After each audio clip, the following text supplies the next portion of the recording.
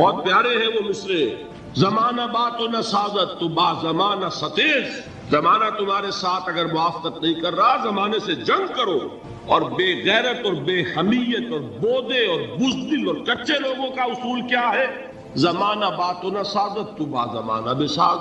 زمانہ تمہارے ساتھ موافقت نہیں کرتا، بھائی تم زمانے کے رنگ میں لگے جاؤ. آسان راستہ کون سا ہے؟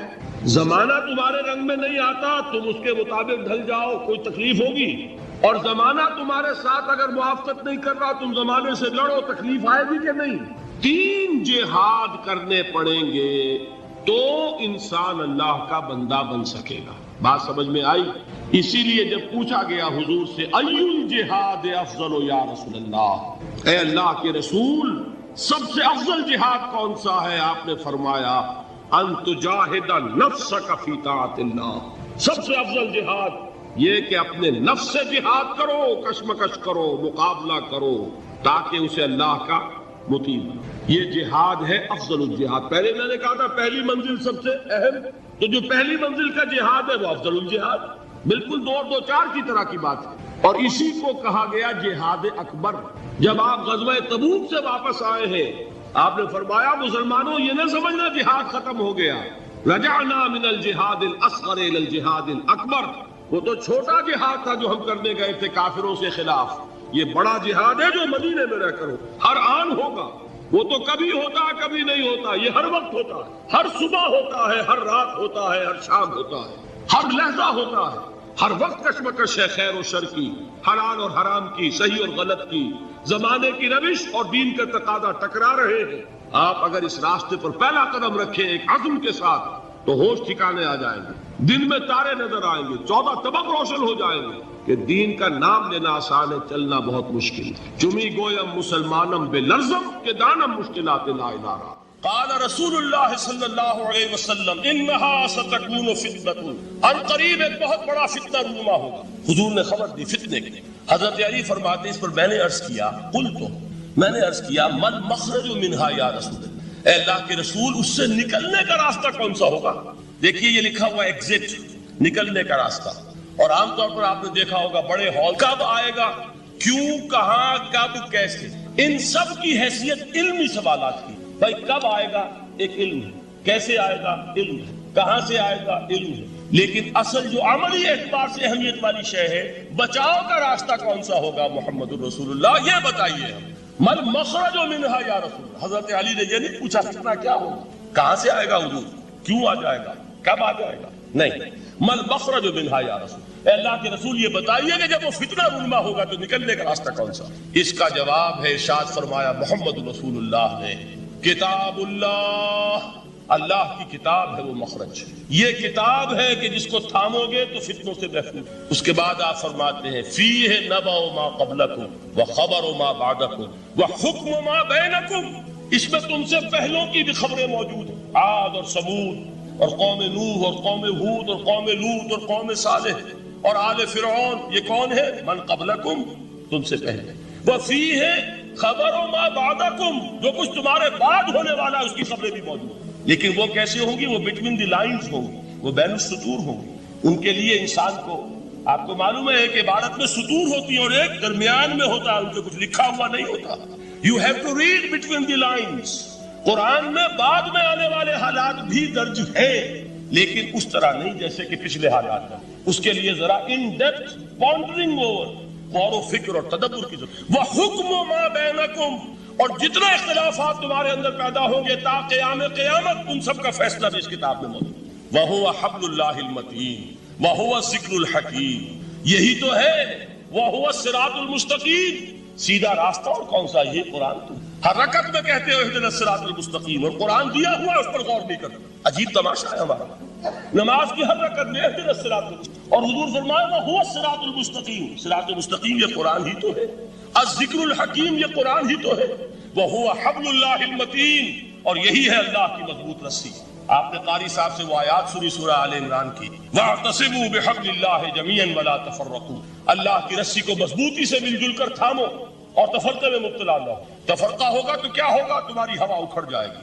آج آپ کو معلوم ہے دول عرب اگر یہ یکجا ہو جائیں، ایک دن کے لیے اسرائیل قائم نہیں رہ سکتا. امریکہ نہیں، امریکہ کا باپ اسے قائم نہیں رکھ سکتا۔ اگر امت عرب ہی جمع ہو جائے، عالم اسلام تو بڑی شے ہے، جو وسائل ان کے پاس ہے، جو اللہ تعالیٰ نے ان کو نعمت عطا فرمائی، لیکن افتراق، انتشار، اختلاف، جتھے بندی، گروہ بندی، دھڑے بندی، اس نے اسرائیل کا خنجر ان کے سینے میں پیوست کیا، اس لیے کہ فَتَذْهَبَ رِيحُكُمْ، اگر تم اختلاف کرو گے تو تمہاری ہوا اکھڑ جائے گی۔ آج وہ ہوا اکھڑ، تو فرمایا وَاعْتَصِمُوا بِحَبْلِ اللَّهِ جَمِيعًا وَلَا تَفَرَّقُوا، اللہ کی رسی کو مضبوطی کے ساتھ مل جل کر تھامو اور تفرقے میں مت پڑو۔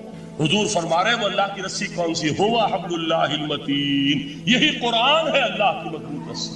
علامہ اقبال نے کیا خوب کہا ہے، علامہ اقبال نے قرآن اور حدیث کے حقائق کو جس طریقے سے اشعار کا جامہ پہنایا ہے، وہ تو خود کہتے ہیں گوہر دریائے قرآن سستام، میں نے قرآن مجید کے دریا سے موتی نکال کر اپنے اشعار کے اندر میں نے چن دیے ہیں، میرا کام اور کچھ نہیں ہے۔ موتی کوئی بھی غواص پیدا نہیں کرتا دریا کی گہرائی سے نکالنا، یہ میری حکمت نہیں ہے جو میرے اشعار میں ہے، یہ میں نے قرآن مجید کے دریا میں غوطہ زنی کر کے اس سے یہ موتی نکالا۔ گوہر دریائے قرآن سستام۔ اب دیکھیے اسی حدیث کے اس ٹکڑے کو کیسے شعر میں لائے ہیں، از یک آئینی مسلمان زندہ است، پے کرے ملت سے قرآن زندہ ہست۔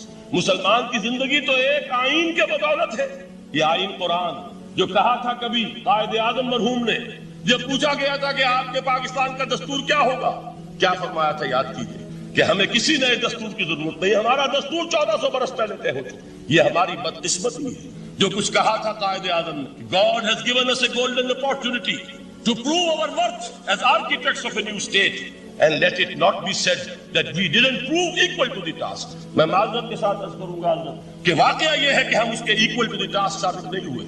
قائد اعظم کا دیا ہوا پاکستان آج دنیا میں موجود نہیں ہے، اس کا ایک حصہ اپنے نام سے دستبردار ہو کر بنگلہ دیش بن چکا ہے، اس نے اپنی تاریخ کو خیر بات کہہ دیا، حالانکہ مسلم لیگ کی جنم بھومی ڈھاکہ ہے، 1906 میں ڈھاکہ میں مسلم لیگ نے جنم لیا، اور اگر وہ صرف ہم سے علیحدہ ہوتا یا گہرا صدمہ ہوتا، لیکن یہ کہ اس نے جب نام بدلا ہے در حقیقت اس نے اپنے تاریخ سے، اپنے پس منظر سے استعفیٰ دیا، یہ ہمارا دوہرا ہمارے لیے صدمے کی بات ہے۔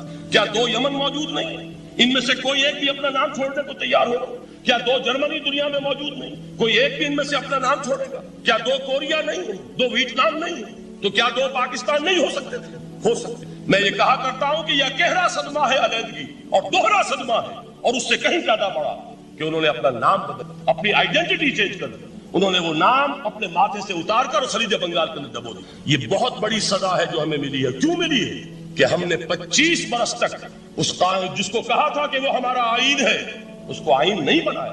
ہم نے دنیا کے سامنے جھولیاں پساری، ہم نے طرح طرح کے نظاموں کو آزمایا، لیکن اس قرآن کی طرف پیشقدمی نہیں کی۔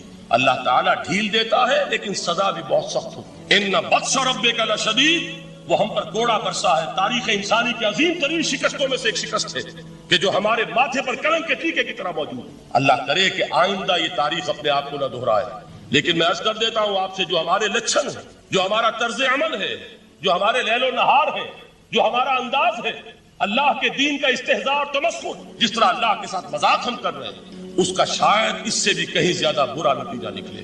اللہ مجھے اور آپ کو اور ارض مقدس پاکستان کو اس انجام سے بچائے، لیکن اس کے لیے کام کرنا ہوگا، صرف کہنے سے بات نہیں بنے گی، کمر کسنی ہوگی، ہمت جو ہے پھر انسان کو اثر نو، ایک نئی تعمیر، ایک عزم، ایک ہاتھ میں قرآن اور ایک میں تلوار لے کر یہ امت پھر دوبارہ میدان لیا۔ بہرحال عرض یہ کرنا تھا، اقبال کہتا ہے از یک آئینی مسلمان زندہ است، پے کرے ملت دے قرآن زندہ ہست، ماں ہما خاک و دل آگاہ اوست، اعتصامش کن کہ حبل اللہ اوست۔ تامو اس کو مضبوطی کے ساتھ، حبل اللہ یہی قرآن، یہ یک آئینی اور پے کرے قرآن کی زندگی، پے کرے ملت کی زندگی جو ہے اس قرآن کی۔ تو حضور نے کیا فرمایا؟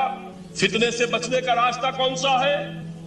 کتاب اللہ فیہ نبأ ما قبلکم وخبر ما بعدکم وحکم ما بینکم وہو الصراط المستقیم وہو حبل اللہ المتین وہو الذکر الحکیم۔ ایک 3 جملے اور سن لیجئے۔ هو الذی لا یشبع منہ العلماء ولا یخلق عن کثرت الرد، یہ قرآن وہ شے ہے جس سے اہل علم کبھی سیر نہ ہو سکیں گے۔ ولا تنقضی عجائبہ، اس کے عجائب کبھی ختم نہیں ہوں گے۔ یہ ہیروں کی وہ کان نہیں ہے کہ جو کبھی خالی ہو جائے کہ سارے ہیرے نکل چکے، اب مزید ہیرے نہیں ہیں، نہیں، علم اور حکمت کے ہیرے اور ہدایت اور حکمت کے موتی اس میں سے ابد الآباد تک نکلتے رہے. ضرورت صرف کھودنے کی ہے. میں نے وہ لفظ استعمال کیا تھا. آج کا قرآن کھودنا ہو, آج کی ہدایت اس قرآن سے نکالنی ہوگی. قرآن جب نازل ہوا آن دی سرفیس, بالکل ظاہر, وہ تھی اس کی ہدایت جو اس دور کے لیے ضروری تھی. ہمیشہ کی ہدایت اس کے اندر رکھ دی گئی ہے, اس میں مضمر ہے, اس میں چھپی ہوئی ہے. اس کے لیے تدبر کی ضرورت. کتاب انزلناہ الیک مبارک لیدبروا آیاتہ ولیتذکر اولو الالباب. لوگ تدبر کریں, اس کی گہرائیوں کے اندر غوطہ زنی کریں. لا تنقضی عجائبہ, اس کے عجائب کبھی ختم نہیں ہوں. ولا یشبع منہ العلماء, اہل علم کبھی اس سے سیر نہیں ہوں گے. آپ کو سخت بھوک لگی ہوتی ہے اور کھانا کھانے کی تھوڑی دیر کے بعد اب آپ کا ہاتھ رک جاتا ہے, سیر ہو گئے. بہترین کھانا ہے لیکن نہیں کھا سکتے. اگر عام حالات میں وہ آتا تو کبھی نہ چھوڑتے, لیکن اب وہ آپ کا میزبان کہہ رہا کچھ اور نہیں, تلاوت فرمائیے ذرا. یہ بھائی نہیں, میں اب بھر چکا. یہ آپ کہتے ہیں کہ نہیں؟ حضور فرمائے یہ قرآن وہ شے نہیں ہے جس سے اہل علم کبھی سیر ہو سکے. ان کی پیاس بڑھتی چلی, ان کے اندر quest of knowledge, search for wisdom بڑھتی چلی جائے. کبھی بھی انسان یہ محسوس نہیں کرے گا کہ مجھے جو لینا تھا میں نے, بلکہ یہ کہ جیسے جیسے قدم آگے بڑھیں گے تہذیب کے, تمدن کے, علم کے, اتنے ہی قرآن جو ہے وہ آگے بڑھتا چلا جائے گا ہر دور کی رہنمائی کے. لا تنقضی عجائبہ ولا یخلق عن کثرت الرد, بار بار کے پڑھنے اس پر پوسیدگی طاری نہیں. دنیا کی اور کتابیں ہیں, ایک دفعہ پڑھ لیں گے, دو دفعہ پڑھ لیں گے, تین دفعہ پڑھ لیں گے, چار دفعہ پڑھ لیں گے, پھر جی نہیں چاہے. لیکن یہ کتاب وہ ہے. امام شافعی کا میں واقعہ آپ کو سناتا ہوں. وہ یہ کہتے ہیں کہ ایک مرتبہ میرے ذہن میں یہ سوال آ گیا کہ اجماع کے لیے بھی قرآن مجید میں کوئی سند ہے, دلیل ہے؟ یہ ہدایت ہے صرف ان کے لیے جو بچنا چاہتے ہیں. جسے کانٹ نے کہا ہے مورل لا ود ان, اس نے کہا کہ وجود ہستی کے دو دلیلیں ہیں سب سے بڑی, the starry heavens above and the moral law within. ہمارے اندر مورل لا ہے, یہ اچھا ہے, یہ برا ہے, یہ خیر ہے, یہ شر ہے, یہ مورل لا ہے. جن کا یہ مورل لا فطرت کی صحت و سلامتی کی بنیاد پر برقرار ہے, جو تمیز کرتے ہیں بھلائی اور برائی میں, ان کے لیے ہدایت. اولاً وہی آتے ہیں سلیم الفطرت کو, ابو بکر اور عثمان رضی اللہ عنہ, والذین اتبعوہم بإحسان. پھر کچھ لوگ ان کے پیچھے تھے, ایک نمونہ دیکھ لیا, کچھ لوگ بڑھ رہے ہیں, یہ دوسرے درجے کے لوگ. قرآن مجید میں درجہ بندی بیان کی, السابقون الاولون من المہاجرین والانصار والذین اتبعوہم بإحسان رضی اللہ عنہ ورضوا عنہ. تو یہ سابقون الاولون جو ہے وہ سلیم الفطرت, وہ سلیم العقل انسان ہے جو ان چیزوں تک پہنچ چکے ہیں. البتہ ابھی یقین کی دولت جو ہے حاصل, اور یہی نقشہ کھینچا گیا ہے. وَوَجَدَكَ ضَالًّا فَهَدَىٰ. ضال کا ترجمہ جو ہے گمراہ بھی کر دیا جاتا ہے. ضال اسے بھی کہتے ہیں کہ کوئی شخص کے عشق میں دیوانہ ہو جائے, اور ضال وہ بھی ہے جو ابھی حق کی تلاش میں سرگرداں ہے. تو جو غور و فکر غار حرا میں ہو رہا تھا, حدیث میں آتا ہے تحنسوا فی, جا کر آپ وہاں عبادت کرتے تھے. تو وہ عبادت کیا تھی؟ کان صفت تعبدہ فی غار حرا التفکر والاعتبار. غار حرا میں آپ کی عبادت کی صفت کیا تھی؟ غور و فکر کی کائنات کیا ہے. وہی جو سے فلسفی, جن کوسچن سے فلسفی گریپل کر رہا ہوتا ہے, دو دو ہاتھ کر رہا ہوتا ہے, وہی حضور اس سارے فکر کے مراحل سے گزرے ہیں اور قریب پہنچ گئے ہیں. تو دروازے پر دستک دروازہ کر وَوَجَدَكَ ضَالًّا فَهَدَىٰ, اٹھا دیے. اچھا, یہ تو آپ کے سامنے تعلق جو ہے ایمان کا عقل و فطرت کے ساتھ میں سمجھتا ہوں کہ کسی نہ کسی درجے میں. اب میں آپ کو اس کا سنتھسس بتاؤں. یہ عقل و فطرت جو ہے اللہ کو پہچاننا کلیتاً فطرت پر مبنی. انسان کی فطرت میں, اس کی روح میں اللہ کی معرفت, اللہ کی محبت موجود ہے. اس پر ظہور کے پردے پڑ گئے ہیں, تم ادھر متوجہ ہی نہیں ہوتے. تم نے کبھی اپنے قلب کی گہرائیوں میں اتر کر دیکھا ہی نہیں. تم تو باہر کی دنیا میں مادی, کچھ تو بقول شاہ ولی اللہ وہ حیوانیت کی سطح پر آ جاتے ہیں. صبح سے شام تک کی کمر توڑ دینے والی محنت کے ان کی بنیادی وہ کیا کسی سے لو لگائیں گے, کیا کرنا. قاد الفقر ان یکون کفرا, یہ فقر اور احتیاج اور مف انسان کو کفر تک پہنچ. تو تم ادھر متوجہ ہو, ہماری طرح متوجہ نہیں ہوتے. حضرت ابراہیم کا قول کیا تھا؟ انی وجہت وجہی للذی فطر السماوات والارض حنیفا وما انا من المشرکین. اور یہ نماز کا افتتاح, انی وجہت کیا, میں نے اپنا رخ سیدھا کر لیا ہے اللہ کی طرف, حنیف یکسو ہو کر, دائیں بائیں کوئی میری توجہ نہیں جا رہی. یہ ہے در حقیقت اس عبادت کا تقاضا جو کہ شکر کا لازمی۔ اب اس کا سنتھیسس میں نے کہا کہ سب سے پہلے ایمان باللہ کو کلیتاً فطرتاً، اسی لیے کانٹ نے یہ ثابت کیا ایک کریٹیک آف پیور ریزن، اس کی کتاب جس نے ہنگامہ پیدا کر دیا تھا پورے یورپ۔ اس وقت تک کرسچینٹی ڈومیننٹ مذہب ایک اہم عنصر تھا انسانی۔ اس نے کہا اللہ کے وجود کے لیے جتنے منطقی دلیلیں دی گئی ہیں سب غلط ہیں، میں سب کو کاٹ کر دکھاتا ہوں۔ جیسے ہم کہتے ہیں لوہے کو لوہا کاٹتا ہے، منطق نے منطق کو کاٹا۔ There's no logical reason to prove the existence of a critique of pure reason۔ میں نے کہا تھا pure reason، عقل خالص جو فطرت سے رہنمائی نہیں لے رہے۔ وہ فلسفہ جو ہے اس کی منزل کیا ہے، اگنوسٹسزم یا اسکیپٹسزم، لاحدریت یا ارتیاح۔ پھر اس نے ایک کتاب لکھی کریٹیک آف پریکٹیکل۔ اس نے کہا کہ عملی طور پر انسان اخلاق حسنہ اختیار کر ہی نہیں سکتا جب تک کہ خدا کو نہ مانے، یہ نیسیسٹی ہے۔ علامہ اقبال نے اس کو کانٹ کے اس کتاب ہے reconstruction of religious thought in Islam, کہ کوئی منطقی دلیل خدا کے ثابت۔ متکلمین نے کوششیں کی لیکن دلیل کو کاٹ دیتی ہے، منطق کا توڑ۔ وہ صرف قرآن نے لفظ آیت استعمال کی۔ اس کائنات میں ہر شے اللہ کی نشانی ہے۔ جیسے آپ کو اپنے کسی دوست کی دی ہوئی کوئی شے دیکھتے ہی دوست یاد آ جاتا ہے، ایسے ہی آفاق و انفس میں اللہ کی نشانیاں، تمہارے اندر بھی اللہ کی نشانیاں۔ ذرا توجہ تو کرو، آفاق کو دیکھو، کھول آنکھ، فلک دیکھ، زمین دیکھ، فضا دیکھ۔ افلا ينظرون الى الابل كيف خلقت والى السماء كيف رفعت والى الجبال كيف نصبت والى الارض كيف سطحت فذكر انما انت مذکر۔ کیا یہ دیکھتے نہیں، غور نہیں کرتے اونٹ کو کیسے پیدا کیا گیا، کتنا اپنے ماحول کے ساتھ مناسبت رکھتا ہے، 7 دن نہ کچھ کھانے کو ملے نہ پینے کے پرواہ نہیں، صحرا نہ کو صحرا کا جہاز۔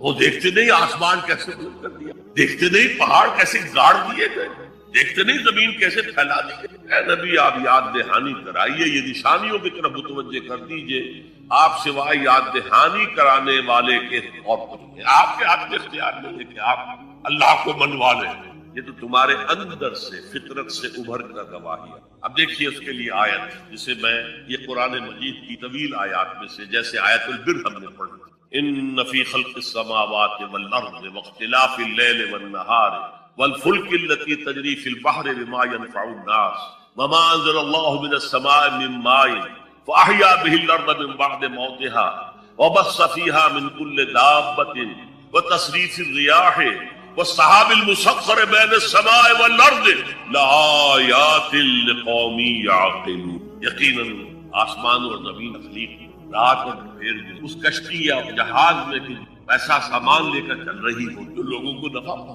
اور وہ جو اللہ نے آسمان پانی اور اس سے زمین کو اس کی موت کے بعد زندہ کر دی اور زمین میں پھیلا دی ہر طرح کے جاندار، اور یہ ہواؤں کا چلنا اور یہ بادل جو مسخر ہے زمین و آسمان کے مابین، ان میں سے ہر ایک نشانی ہے، پہچانو۔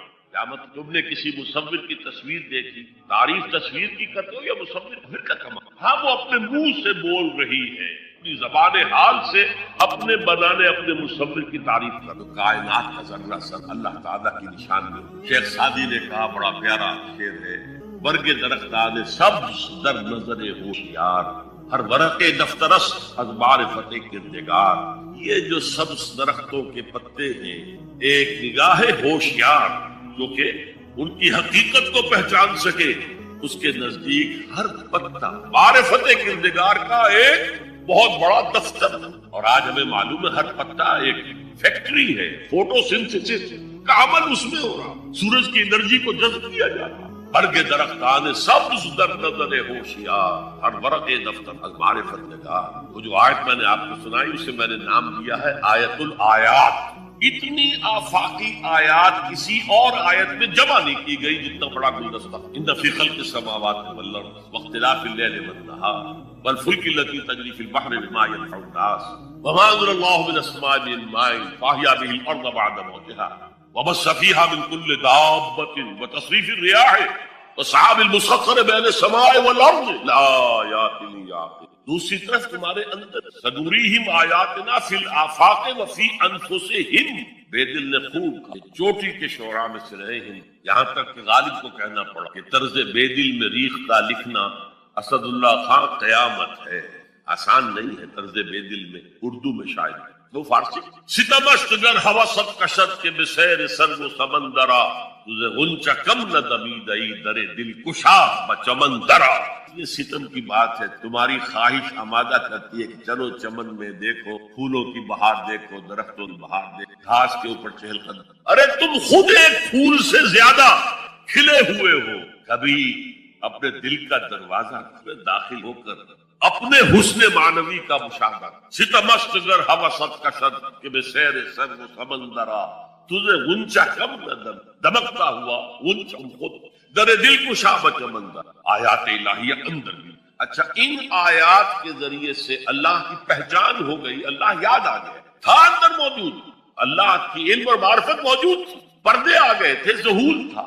یا جیسے ایک جگہ کہا گیا کلا بل رانا علی قلوبہم ان کے دلوں کے اوپر جو بھی بدکاریاں وہ کرتے رہے ہیں اس سے زنگ لگ گیا. حجابات آ گئے. شیخ علی حجویری رحمت اللہ علیہ جنہیں داتا گنج بخش کہا جاتا ہے اگرچہ یہ لفظ نہیں کہنا چاہیے انہوں نے کتاب کا نام کیا رکھا کشف المحجوبات ہے. اس کے لیے تو پھر معیار ہو گیا ہے کتاب و سنت.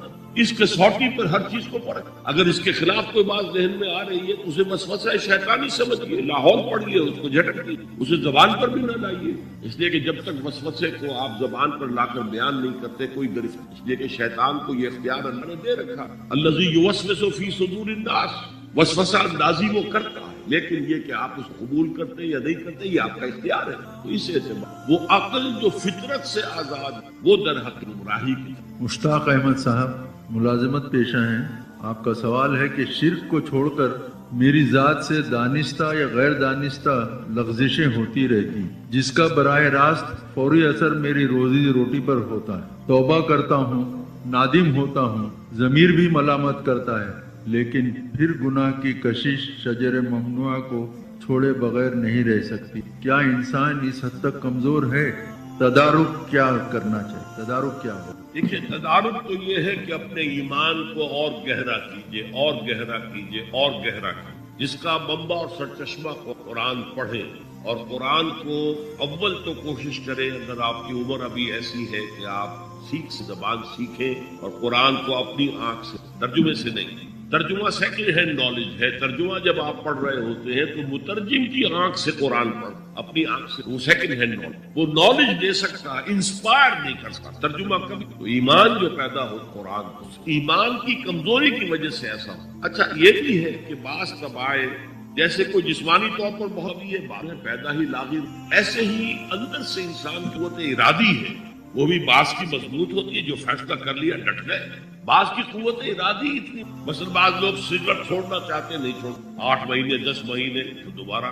تو یہ وہ ول پاور ہے اسٹرینتھ آف ڈٹرمینیشن. تو اللہ نے ان کے لیے بھی توابون خطاؤون کل بنی آدم خطاؤون اور خیر الخطائین التوابون. تمام انسان انتہائی خطا کار ہیں. ان خطا کاروں میں وہ ہے جو توبہ بہت کرتے. اور ایسی حدیثیں موجود کہ جس وقت آپ نے توبہ کی ایک دفعہ اس عمل کو چھوڑنا لازم. اس وقت یہ ارادہ ہونا چاہیے کہ اب دوبارہ نہیں کروں. اس وقت دل کے اندر جو ہے پشیمانی. اور اگر وہ حقوق و لباس کا گناہ ہے تو یا تو جس کا پیسہ مارا ہے اس سے معافی حاصل یا کمپنسیٹ کر. اس لیے کہ حقوق و لباس کے جو معاملات ہیں وہ اللہ اپنے حقوق کو معاف کرنے میں وہ. اس کے بعد آپ کچھ عرصے کے بعد پھر گناہ ہو گئے پھر توبہ کریں پھر گناہ ہو جائے پھر توبہ کریں.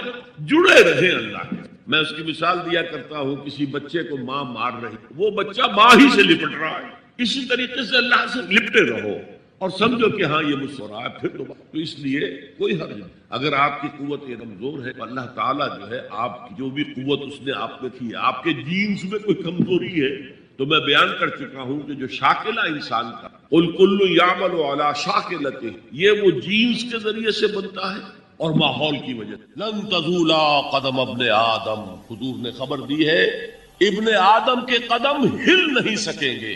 جیسے مجرم کھڑا ہوتا ہے کٹہرے کے اندر اس کٹہرے میں سے ہل نہیں سکو گے حتی یسأل عن 5 جب تک کہ 5 چیزوں کا حساب نہ لے لی. وہ 5 چیزیں کیا ہے کان کھول کر سنیے.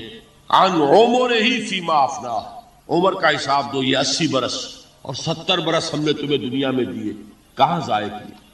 وعن شبابہ فیما ابلاہ اور خاص طور پر جوانی کا دور امنگوں کے دن ولولے ہوتے ہیں قوت ہوتی ہے توانائی ہوتی، آدمی چلتے ہوئے زمین پر پاؤں مارتا، قوت جو ہے وہ اپنا اظہار چاہتی. یہ جوانی کہاں گلائی؟ حساب دو، ایک ایک لمحے کا حساب دو. وَعَمْ مَالِهِ مِنْ أَيْنَ اكْتَسَبَهُ وَفِيمَا أَنْفَقَهُ. ایک ایک پائی کا حساب دو، مال کا کہاں سے کمایا تھا، حلال سے کہ حرام سے، اور کہاں خرچ کیا تھا، گل چھروں میں، عیاشیوں میں، یا نیکی کے کاموں میں، ادائے حقوق میں، اللہ کے دین کے لیے. 4 سوال ہو گئے. 2 زندگی کے بارے میں، ایک زندگی پوری بحیثیت مجموعی کہاں کس کام میں لگا، اور خاص طور پر شباب کا دور کہاں لگا. 2 سوال مال کے بارے میں، کمایا کہاں سے، حلال سے کہ حرام سے، جائز سے کہ ناجائز سے، خرچ کہاں کیا. اور آخری سوال وَعَمَّا عَمِلَ فِيمَا عَلِمَ، جو علم حاصل کیا تھا اس میں عمل کتنا کیا. علم کے انبار لگاتے چلے گئے اور عمل کی آغاز کی بھی نوبت نہ. یہ علم جو ہے یہ اس روز سب سے بڑا وبال بن جائے گا. اتنا علم اور عمل کچھ نہیں، بجائے کہ کریڈٹ کا ذریعہ بنے یہ الٹا ڈیبٹ کا کھاتا بن گیا. یہ جواب دہی کا احساس ہے کہ جس کی وجہ سے انسان کی ٹریجڈی جو ہے وہ دوہری ہے. کوئی حیوان اتنے بوجھ تلے نہیں، مشقت کی، محنت کی، اس زندگی میں ختم ہوئے، اس کے بعد کوئی محاسبہ نہیں. اس کو بھی غالب نے خوب کہا ہے کہ اب تو گھبرا کے یہ کہتے ہیں کہ مر جائیں گے، اور مر کے بھی چین نہ پایا تو کدھر جائیں. یہ ہے وہ ہیومن ٹریجڈی. اب میں آپ کو توجہ دلانا چاہتا ہوں، ایک تو گوتم بدھ کا فلسفہ، اس کے فلسفے کا مین تھیم یہ ہے سروم دکھم، آل از پین، آل از. اور اس نے جو بھی اپنی محنت کی، یہ تو اللہ ہی بہتر جانتا ہے کہ اسے بعد میں ملا کیا اور کیا نہیں ملا. ایک بات آپ سے عرض کر دوں گوتم بدھ کے بارے میں، ایک بہت جید عالم میرے نزدیک بر صغیر پاک و ہند کے علماء میں جو اس صدی کے علماء ہیں ان میں ان کا بہت اونچا مقام ہے، مولانا مناظر احسن گیلانی رحمۃ اللہ علیہ. گیلان قصبہ ہے ایک بہار کا، وہاں کے رہنے والے تھے. ان کی زندگی زیادہ گزری حیدرآباد دکن، عثمانیہ یونیورسٹی میں استاد رہے. انہوں نے گوتم بدھ کے بارے میں یہ لکھا ہے کہ میرا یہ گمان ہے وہ بھی اللہ کے تھے، اور اس کی دلیل دی. قرآن مجید میں ایک رسول کا ذکر آتا ہے ذوالکفل، اور یہ ذوالکفل وہ ہے جس کے بارے میں ہمیں کچھ پتہ. قرآن مجید میں بھی ایک جگہ ذکر آیا ہے. نمبر 2 یہ کہ کسی حدیث میں اس کی کوئی ہمیں وضاحت نہیں، نہ حضور سے پوچھا گیا نہ حضور نے اس کی وضاحت کی. اب یہ ذوالکفل ہے کون؟ تورات میں جو نبیوں کے نام آتے ہیں ان میں سے کسی نبی کا نام ذوالکفل کے آس پاس نہیں بنتا کہ یہ سمجھا جائے کہ یہ اس نام کی بگڑی ہوئی یا بدلی ہوئی شکل بن گئی ہے. تو انہوں نے جو کہا ہے وہ بات وزنی معلوم ہوتی ہے اس اعتبار سے کہ کپل وستو، کپل پے جو ہے وہ عربی میں ہے نہیں، وہ فے بنتی. تو ذوالکفل کے معنی کفل والا، اور یہ کفل جو ہے کپل، کپل والا، جس کو ہم کہتے ہیں کپل وستو کا شہزادہ.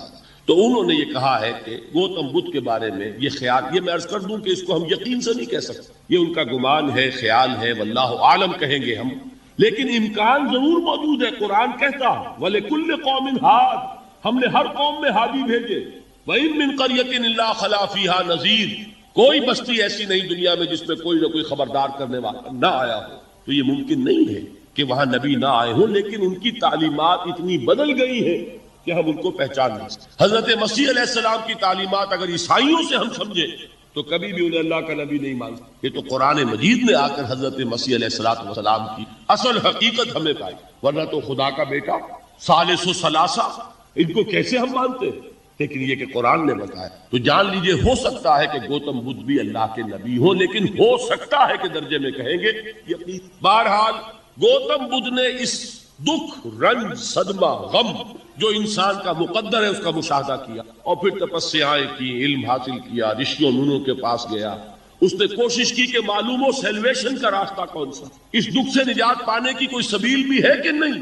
اس غم سے، اس نجات سے، اس اندوہ سے انسان کسی طریقے سے چھوٹ سکتا ہے یا نہیں. اسی کو سیلویشن کہتے ہیں انگریزی میں، اسی کو ہندی میں نروان کہتے ہیں. محدود ہے، عطائی ہے، اس کا دیا ہوا ہے، حادث ہے، تو نہ ہونے کے برابر. چنانچہ آپ میں سے بہت سے حضرات کو یاد ہوگی دعائے استخارہ، جو اس کے بارے میں آتا ہے. صحابہ کرام بتاتے ہیں کہ ہمیں اس طرح حضور نے یہ دعا تلقین فرمائی اور یاد کرائی جیسے کہ قرآن مجید ہمیں پڑھایا اور یاد کرایا. اللہم انی استخیرک بعلمک واستقدرک بقدرتک واسألک من فضلک العظیم فإنک تقدر ولا اقدر وتعلم ولا اعلم وانت علام الغیوب. اے اللہ تجھے قدرت حاصل ہے، مجھے کوئی قدرت حاصل نہیں، تجھے علم حاصل ہے، مجھے کوئی علم حاصل نہیں. ظاہر بات ہے کہ اس کے یہ معنی تو نہیں ہے کہ کوئی علم حاصل نہیں، نفی مطلق کیسے ہو جائے گی؟ آخر حضور کو بہت سا علم حاصل تھا، ہمیں بھی کچھ نہ کچھ علم حاصل ہوتا ہے، تو لا علم لنا، اور یہاں جو فرمایا فَإِنَّكَ تَقْدِرُ وَلَا أَقْدِرُ وَلَا تَعْلَمُ وَلَا أَعْلَمُ، وہ تعلم ولا علم، تو جانتا میں نہیں جانتا، وہ اس اعتبار سے کہ ہمارا علم اللہ کے علم کے مقابلے میں نہ ہونے کے، جس کے بارے میں ایک حدیث میں یہ تشریح دی گئی ہے کہ تم اپنے علم کا اور اللہ تعالیٰ کے علم سے تقابل کرنا چاہو تو یوں سمجھو کہ سمندر کے کنارے کھڑے ہو کر ایک انگلی پانی میں ڈبو کر نکال لو تو جتنا پانی تمہاری انگلی پہ لگ کر آ جائے گا، اس پانی کو جو تناسب ہے سمندر کے پانی کے ساتھ، وہ تناسب بھی تمہارے علم کو حاصل نہیں، اللہ کے علم کے حاصل۔ یہ ہے زمین و آسمان کا فرق ہے۔ تو گویا کہ ہمارا وجود اللہ تعالیٰ کے وجود کے مقابلے میں گویا وہمی ہے، خیالی ہے، حقیقی نہیں ہے، واقعی نہیں ہے۔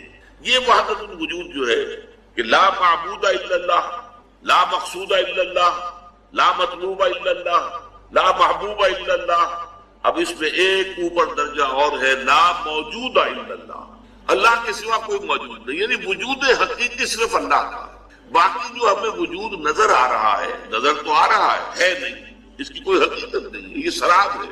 جیسے پانی نظر آتا ہے، اسے آپ دیکھتے چاہے پانی تو وہاں نہیں ہے، سراب ہے۔ لہذا اس کے لیے جو شعر کہے گئے کل ما فی الکون وہم او خیال اور وقوس فی المرایا او ظلال، اس کائنات میں جو کچھ ہے یا تو وہم ہے ہمارا یا خیال ہے ہمارا، اور یا یہ کہ جیسے شیشوں میں آئینوں کے اندر عکس نظر آتے ہیں، آپ آئینے کے سامنے کھڑے ہیں اور ادھر بھی نظر آ رہے ہیں، آپ کا کوئی وجود آئینے کے پیچھے نہیں ہے، نظر تو آ رہے ہیں کہ نہیں؟ تو ہاں اگرچہ آپ دیکھ رہے ہیں لیکن آپ کا وجود کوئی نہیں۔ تو جیسے کہ آئینے کے اندر تصویریں بن جاتی ہیں اور عکس نظر آتا ہے، یا یہ کہ درخت کا سایہ جو ہے زمین پر پڑ رہا ہے، ظلال ظل، تو اس سے زیادہ حقیقت اس کائنات کی۔ اب یہ اس میں دو ہمارے جو بہت بڑے بڑے بزرگ ہیں جن کا اختلاف ہے، وحدت الوجود شیخ ابن عربی اور وحدت الشہود شیخ احمد سرہندی۔ معاملہ چونکہ بہت باریک ہے تو اس کی تفاصیل میں نہیں جاؤں گا، میں نے اس پر اپنا موقع جو ہے بہت تفصیل سے سورہ حدید کا جب درس پچھلی مرتبہ میں نے دیا تھا تو اس میں تفصیل سے بیان کر دیا ہے، اب اتنا موقع نہیں ہے۔ لیکن دیکھیے شیخ احمد سرہندی رحمۃ اللہ علیہ ایک مثال دیتے ہیں، حالانکہ وہ وحدت الشہود کے قائل ہے، وحدت الوجود کے قائل نہیں ہے۔ وحدت الوجود کی تو سب سے شدید نفی انہوں نے کی، اور وحدت الوجود ہی کے جواب میں انہوں نے وحدت الشہود کا فلسفہ جو ہے وہ پیش فرمایا ہے۔ لیکن مثال ان کی کیا ہے کہ اگر آپ کوئی ایک لکڑی لے کر اور اس کے ایک سرے کے اوپر کپڑا باندھ دیں اور اس پہ تیل ڈال دیں، مٹی کا تیل، اور پھر آگ لگا دیں تو مشعل آپ کے پاس آ گئی۔ یہ مشعل جو ہے اسے تیزی کے ساتھ دائرے میں حرکت دیجئے تو آپ کو ایک آتشی دائرہ نظر آئے گا، یو ول سی اٹ، ایک سرکل ہے آگ کا، کیونکہ آپ تیزی کے ساتھ حرکت دے رہے ہیں اس کو مشعل کو، تو آپ کو وہ جو ایک مشعل جو ہے وہ آپ کو ایک دائرے کی شکل میں نظر آئے گی، نظر آ رہی ہے لیکن آپ کو معلوم ہے کہ دائرہ موجود نہیں ہے۔ ہر چند کہیں کہ ہے نہیں ہے، نظر آ رہا ہے نہیں۔ مغربی فلاسفہ میں سے بریڈلے نے اس پر جو کتاب لکھی تھی اپیئرنس اینڈ ریئلٹی، یہ اپیئرنس جو کچھ ہمیں نظر آ رہا ہے کائنات کے اندر یہ ریئل نہیں ہے، ریئلٹی سم تھنگ اور، وہ کچھ اور شے ہے۔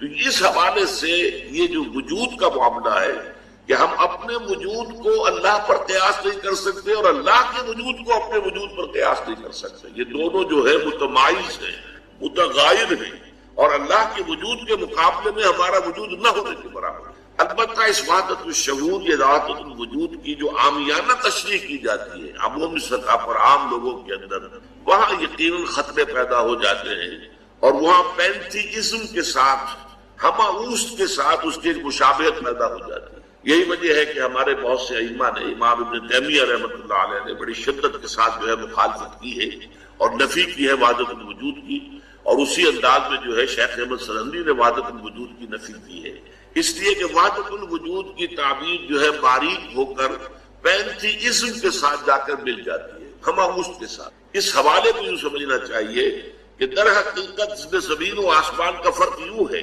پینتھیزم میں کائنات کو حقیقی مانتے ہیں، اللہ اس کائنات میں گم ہو گیا، اللہ نے یہ شکل اختیار کر لی، اب اللہ کا وجود علیحدہ نہیں ہے، اللہ اس کائنات میں گم ہو گیا، حل ہو گیا، جیسے نمک پانی میں حل ہو گیا، کہاں نمک آپ کو نظر آئے گا، یا چینی تھی پانی میں حل ہو گئی، تو یہ جو ہے یہ کیفیت ہے کہ اب وجود حقیقی کائنات کا اور اللہ کا وجود گم، جبکہ ان حضرات کا کہنا یہ ہے، چاہے وہ شیخ ابن عربی ہو اور چاہے شیخ احمد سرہندی ہو، کہ کائنات کا وجود ہے ہی نہیں، نظر آتا ہے۔ حضرت شیخ احمد سرہندی کے الفاظ یہ ہیں، ای الصنعت باری تعالی، یہ اللہ تعالیٰ کی کاریگری ہے کہ معدوم را موجود می نمائند، کہ معدوم جو شے ہے اس کو وہ موجود کی شکل میں دکھا رہے ہیں، حقیقت اس کا۔ اب دیکھیے ایمان کہہ دینا آسان ہے، ہوا معکم اینما کنتم، جہاں کہیں بھی تم ہوتے ہو اللہ تمہارے ساتھ ہوتا ہے، لیکن اس کا یقین قائم ہو جائے تو زمین و آسمان کا فرق واقع ہو جائے۔ یہی بات ہوئی حضور کے ساتھ، غار ہے، چھپے ہوئے ہیں محمد رسول اللہ اور آپ کے وہ یار غار ابو بکر صدیق رضی اللہ تعالی عنہ۔ اقبال نے حضرت ابو بکر کی شان میں چند اشعار کہے صرف، لیکن واقعہ یہ ہے کہ بھاری بھاری نظموں پر اور قصیدوں پر بھاری، طویل ترین نظمیں اور قصیدے ہوں ان پر بھاری۔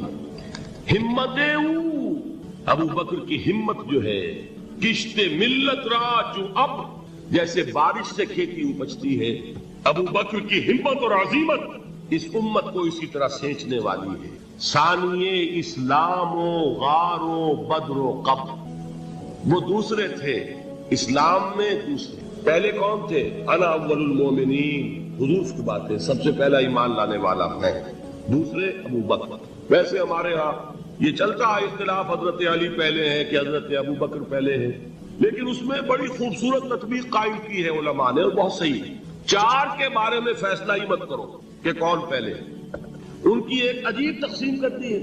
آزاد مردوں میں، بالغ مردوں میں سب سے پہلے ابو بکر، بچوں میں سب سے پہلے علی، خواتین میں سب سے پہلے خدیجہ، اور غلاموں میں سب سے پہلے زید بن حارثہ۔ بڑی پیاری تقسیم ہے، یہ چاروں ہی پہلے ہیں، ہر ایک کے لیے اولیت ہے۔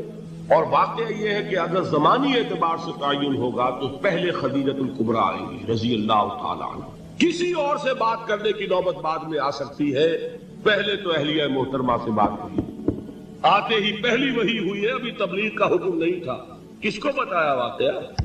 ابھی اپنی نبوت کی تبلیغ کا تو حکم ہی نہیں آیا، واقعہ کس کا ہے؟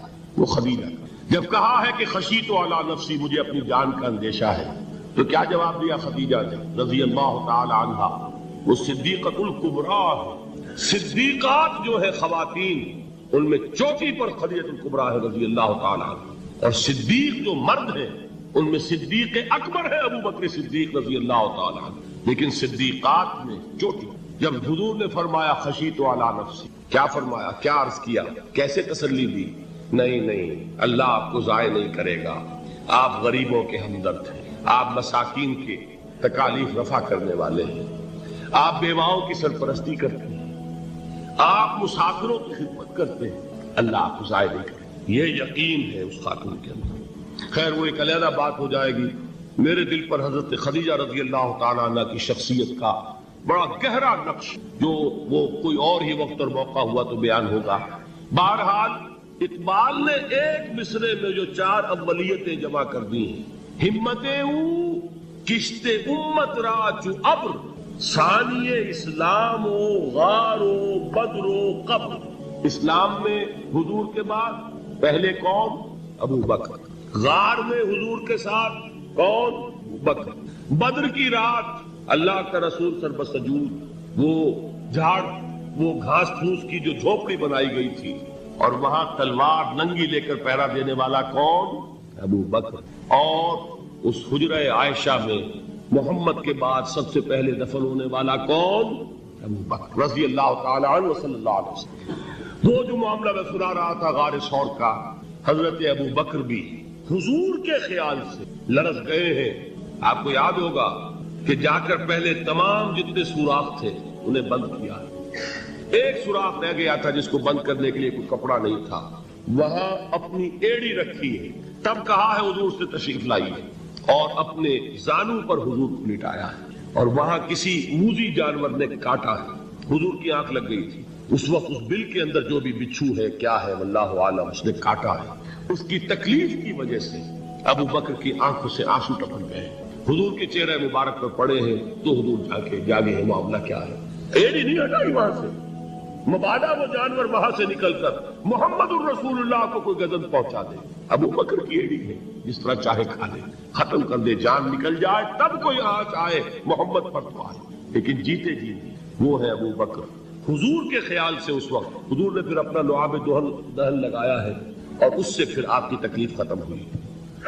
جیسے خیبر میں حضرت علی کی آنکھ دکھ رہی تھی، اس کو جو شفا حاصل ہوئی وہ بھی حضور کے لعاب دہن سے ہوئی. تو بہرحال اس وقت انہوں نے کہا ہے کہ اے نبی یا رسول اللہ، اگر اس وقت ان میں سے کسی نے غیر ارادی طور پر بھی اپنے قدموں کی طرف جھانک لیا تو